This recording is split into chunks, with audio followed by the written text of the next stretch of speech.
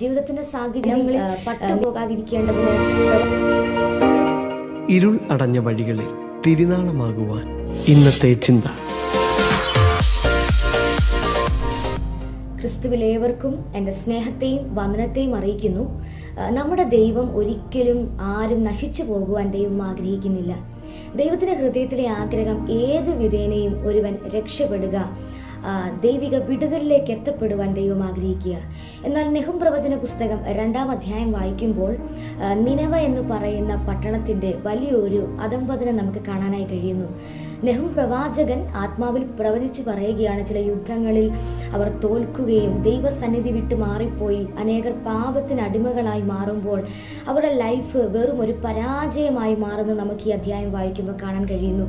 2-ാം അധ്യായത്തിൻ്റെ 1-ാം വാക്യം വായിക്കുമ്പോൾ ഇങ്ങനെ കാണുന്നു: കോട്ട കാത്തുകൊള്ളുക, വഴി സൂക്ഷിച്ചു നോക്കുക, അരമുറുക്കുക, നിന്നെ തന്നെ നല്ലവണ്ണം ശക്തീകരിക്കുക. ജീവിതത്തിൻ്റെ സാഹചര്യങ്ങളിൽ നിലവിലുള്ള ജനം പട്ടുപോകാതിരിക്കേണ്ടതിന് പ്രവാചകൻ പ്രാരംഭവാക്യത്തിൽ പറയുന്നു, നിന്നെ തന്നെ സൂക്ഷിക്കണം, ശക്തീകരിക്കണം, അരമുറുക്കണം. ഒരു വലിയ കവറിങ്ങിനുള്ളിൽ ഒരു വലിയ പ്രൊട്ടക്ഷൻ ഉണ്ടാകണമെന്ന് പ്രവാചകൻ ആഗ്രഹിക്കുമ്പോൾ ആ ദൈവിക പദ്ധതിക്കകത്ത് മുന്നോട്ട് പോകാൻ കഴിയാതെ ജനം പരാജയത്തിലേക്ക് നിനവ പട്ടണം നശിച്ചു പോകുന്നതായിട്ട് നമുക്ക് കാണാൻ കഴിയുന്നുണ്ട്.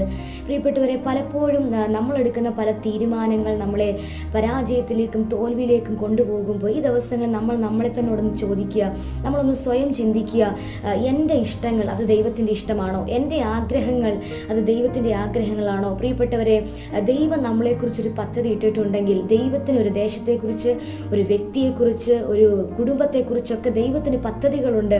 ആ പദ്ധതിക്കകത്ത് ചലിക്കുമ്പോൾ മാത്രമാണ് നമ്മുടെ ജീവിതം ഒരു വിജയമായി മാറുന്നത്. ഈ ദിവസങ്ങളിൽ പ്രാർത്ഥിക്കുക, കർത്താവേ, എൻ്റെ ഇഷ്ടങ്ങളല്ല, എൻ്റെ ആഗ്രഹങ്ങളല്ല, മറിച്ച് ദൈവത്തിൻ്റെ ഇഷ്ടവും ദൈവത്തിൻ്റെ സ്വപ്നവും എൻ്റെ ഇഷ്ടങ്ങളും സ്വപ്നങ്ങളും ആഗ്രഹങ്ങളുമായി മാറട്ടെ എന്ന് നാം പ്രാർത്ഥിക്കാൻ കഴിഞ്ഞാൽ നിശ്ചയമായി നമ്മുടെ ലൈഫ് ഒരു വലിയ അനുഗ്രഹമായിരിക്കും. നമ്മുടെ ലൈഫ് ഭയങ്കര ഒരു വിജയമായിരിക്കും. അതുകൊണ്ട് വിജയിക്കുവാൻ, ജീവിതത്തിനകത്ത് ഒരു ഭയങ്കര സക്സസ് വെളിപ്പെടാൻ നമ്മൾ ആഗ്രഹിക്കുന്നെങ്കിൽ നിശ്ചയമായി ദൈവശബ്ദം കേട്ട്, നിനവയെ പോലെയല്ല, നിനവയിലെ ജനത്തെ പോലെയല്ല, ദൈവശബ്ദം കേട്ട് ദൈവത്തിന് വേണ്ടി നിലകൊള്ളുവാനും ക്രിസ്തുവിൽ ജയകരമായ ഒരു ജീവിതം ജീവിപ്പാനും കർത്താവ് നമ്മെ ഏവരെയും സഹായിക്കട്ടെ. ഈ ശബ്ദം കേട്ടുകൊണ്ടിരുന്ന എല്ലാ പ്രിയപ്പെട്ടവരും കർത്താവ് അനുഗ്രഹിക്കട്ടെ. God bless you all. Have A blessed day. Amen.